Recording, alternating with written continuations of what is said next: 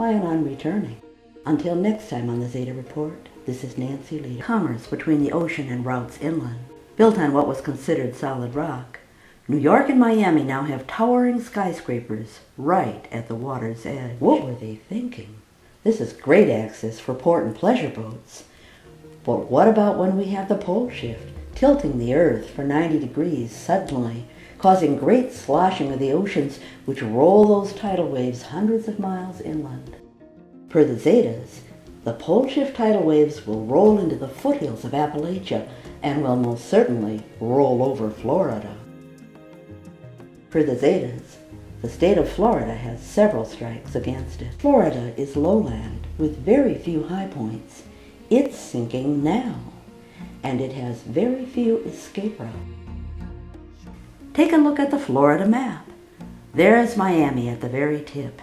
And if the government wanted to eliminate a lot of hungry mouths, soft city folk and the aged, they would simply block a couple major highways, 75 and 95, and there you'd be, stranded. Miami may be dreamy, a city surrounded by water.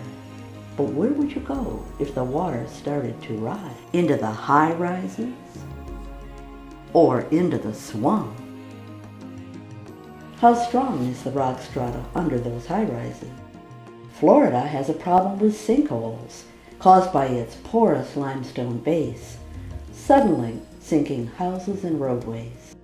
And those sinkholes are getting worse. If they open up along your escape route, there you'd be, trapped between a tidal wave and a sinkhole.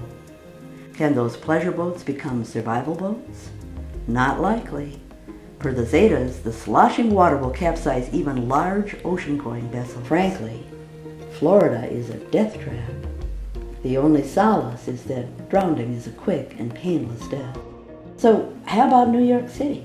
It has roadways fanning out in every direction.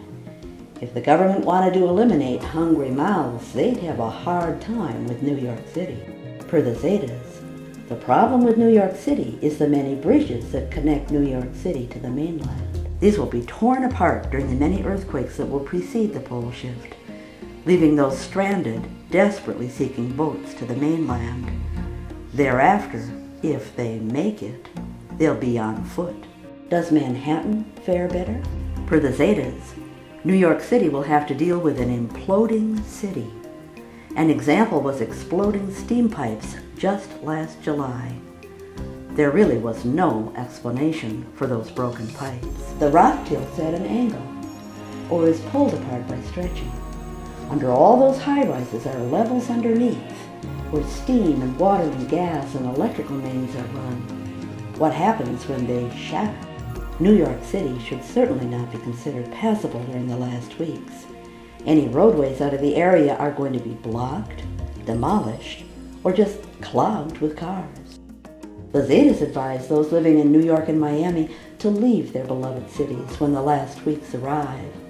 Those 3 days of darkness for the Northern Hemisphere. And don't plan on returning. Until next time on the Zeta Report, this is Nancy Lee.